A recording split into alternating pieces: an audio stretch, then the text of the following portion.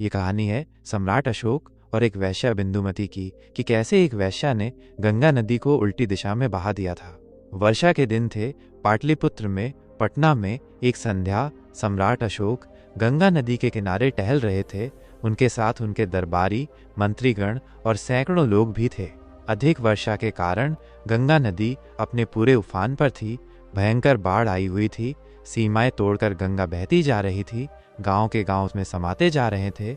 बड़ा विशाल और तांडव करता उसका रूप था। न जाने कितने पशु पक्षी और खेत बहते चले जा रहे थे।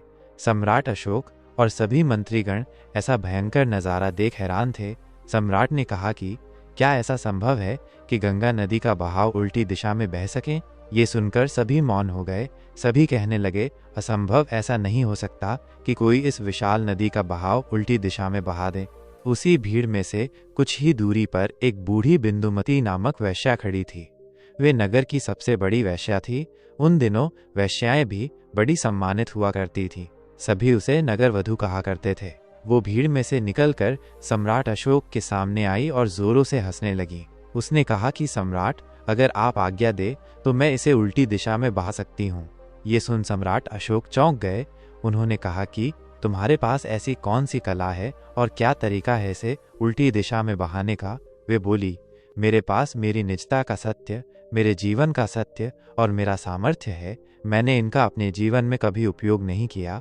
यही है मेरे जीवन की सच्चाई जो कई दिनों से मेरे भीतर पड़ी हुई है।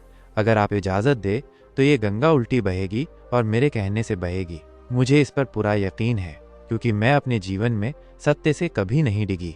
सम्राट अशोक ने उसे इजाज़त दी और कहा कि देखते हैं। उसने अपनी आंखें बंद की और मन ही मन कुछ कहती गई कि तभी प्रबल गंगा नदी ऊपर की ओर से उल्टी दिशा में गर्जन करती हुई बहने लगी। ये देख सभी लोग भौचक्के रह गए। सम्राट तो चरणों में गिर पड़े उस वैश्या के और कहा कि बिंदुमती, हमें तो पता ही नहीं था कि तुम वैश्या के अतिरिक्त भी कुछ और हो। ये राज, ये रहस्य तुमने कहाँ से सीखा? ये तो बड़े बड़े सिद्ध पुरुष भी नहीं कर सकते थे जो तुमने कर दिखाया।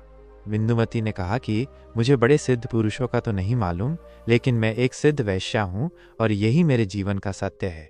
क्या है तेरे जीवन का सत्य? तुम खुलकर बताओ। सम्राट अशोक ने कहा, मेरे जीवन का सत्य यही है कि मैं जानती हूँ कि वैश्या होना ही मेरे जीवन की शैली है, यही मेरी नियति है। इसके अलावा मैंने कुछ और होना नहीं चाहा। कुछ और होने की चाह मैंने कभी अपने अंदर नहीं आने दी। मैं सर से लेकर पांव तक एक वैश्या हूँ। मेरा रोम रोम वैश्या है और यही मेरा धर्म है। सम्राट अशोक ने पूछा कि क्या होता है वैश्या का धर्म? तुम पागल हो, मैंने आज तक नहीं सुना कि वैश्या का भी कोई धर्म होता है।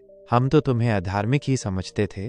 तुम कितनी सुंदर हो, लेकिन अंदर कितनी कुरूपता है। क्योंकि तुम शरीर को बेच रही हो, सौंदर्य को बेच रही हो, इससे शूद्र तो कोई व्यवसाय ही नहीं। वैश्या ने कहा कि कोई भी व्यवसाय शूद्र, छोटा या बड़ा नहीं होता, क्योंकि व्यवसाय पर ही सब निर्भर करता है। मेरे गुरु ने मुझे एक वैश्या होने की शिक्षा और दीक्षा दी। उन्होंने कहा था कि सूत्र भर को संभाले रखना तो तेरा मोक्ष कभी तुझसे कोई नहीं छीन सकता। और वे सूत्र ये था कि चाहे अमीर आए या चाहे गरीब, चाहे शूद्र आए या चाहे ब्राह्मण, चाहे सुंदर पुरुष आए या चाहे कुरूप पुरुष आए, चाहे जवान हो या बूढ़ा, चाहे कोढ़ी आए या रुग्ण आए, जो भी तुझे पैसे दे, तू बस पैसे पर ही ध्यान रखना। हर व्यक्ति के साथ समान व्यवहार करना। किसी भी रोगी से या कोढ़ी से घृणा मत करना। न कभी सुंदर को प्रेम करना, क्योंकि वो वैश्या का काम नहीं। तू तटस्थ रहना। तेरा काम है बस पैसा ले लेना, बस बात खत्म। तेरा काम है बस पैसा लेना, चाहे कोई ब्राह्मण क्यों ना आए। तू अतिशय भाव से उसके पैर मत छूना, और शूद्र आए तो उसे इनकार मत करना। तू वैश्या है, तेरा ध्यान बस पैसे पर ही होना चाहिए। हमेशा सबके साथ एक समान व्यवहार करना, चाहे कोई किसी भी जाति या धर्म का क्यों न रहा हो। मैं सबके साथ एक समान व्यवहार करती थी, सबकी एक समान सेवा करती थी। महाराज, बस यही मेरे जीवन का सत्य है और मैंने इसे आजीवन संभाल कर रखा, और इसके कारण ही मैंने गंगा नदी को उल्टी दिशा में बहा दिया। दोस्तों, अपने धर्म के प्रति सच्चाई मनुष्य को एक महान शक्ति प्रदान करती है। अगर हम जीवन भर अपने कर्तव्य को पूरी निष्ठा से निभाए तो बड़े से बड़ा चमत्कार कर सकते हैं, जैसा कि बिंदुमती ने कर दिखाया।